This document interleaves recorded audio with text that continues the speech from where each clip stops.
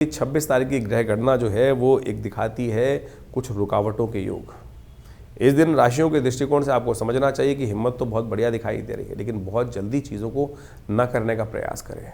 इस बात का ध्यान रखें। सुबह सुबह भद्रा का योग है, भद्रा करीब 10:30 तक समाप्त हो जाएगी और उसके बाद चीज़ों को तेज़ गति से करने के योग भी आपके लिए बनेंगे।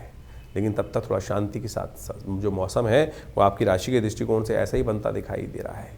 बच्चे के स्वभाव के कारण से बहुत तेज़ गति से मन में जो उत्साह जागता है उतनी तेज़ बैठ भी जाता है, इस बात का ध्यान रखना। इस समय आपकी राशि के दृष्टिकोण से जो समय है वो एक तरह से धीरे धीरे 45 डिग्री के ग्राफ की तरह चल रहा है। धीरे धीरे परिवर्तन की तरफ समय चल रहा है, परिवर्तन की तरफ आगे चलता जाएगा। उसे तेज करने का प्रयास करोगे तो सामर्थ्य जो है व्यर्थ ही जाएगा। इस बात का ध्यान रखते हुए कार्य करना है। सोमवार का अवसर है, भगवान शिव का दुग्धाभिषेक करने का प्रयास कीजिए। भगवान शंकर को श्वेत वस्त्र अर्पित करें तो आपके लिए कल्याणकारी योग बनेंगे। 27 तारीख का दिन नौमी तिथि विद्यमान है। मंगलवार के साथ ये योग बहुत ही श्रेष्ठ योग बना है, क्योंकि इस दिन गुप्त नवरात्रि भी समाप्त हो रही है।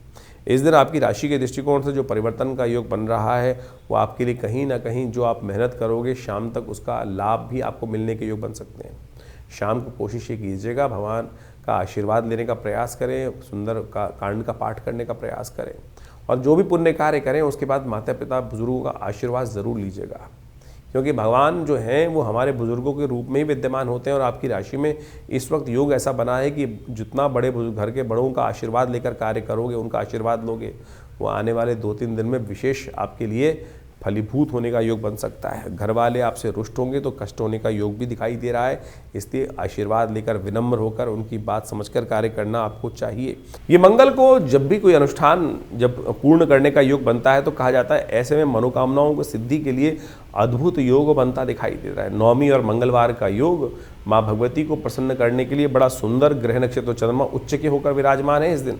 तो ये योग मनोकामना सिद्धि के लिए बड़ा अद्भुत शास्त्र के दृष्टिकोण से वर्णित किया गया है। हमने विवेकानंद योगाश्रम में जो 9 दिन से चल रहा गुप्त नवरात्रि का यज्ञ है, माँ भगवती का चंडी यज्ञ जो चल रहा है उसकी पूर्णाहुति की वेला रहेगी। और साथ साथ मंगलवार का सुंदर कांड का पाठ रखने का भी हमने सुंदर कार्यक्रम रखा है। तो आप इस सुंदर योग पर माँ भगवती की सुंदर स्तुति और साथ में हनुमान जी का मंगलवार का सुंदर योग जो बना है ना, उसका सानिध्य लेने का प्रयास कीजिए। माँ भगवती की कृपा से समस्त मनोरथ सिद्ध होने के अद्भुत योग आपकी राशि में बनते दिखाई दे रहे हैं। ध्यान रखिएगा, ये योग बहुत ही चमत्कारी है, बहुत ही मनोकामनाओं को सिद्ध पूर्ण करने वाला है। हमने 9 दिन तक जिस प्रकार से माँ भगवती की सुंदर आराधना करने का योग बनाया है, जो भगवती के विभिन्न यज्ञ 9 दिन तक सप्तशती के यज्ञ चले हैं, उसके साथ साथ अंतिम में भंडारा और साथ साथ माँ भगवती की सुंदर आरती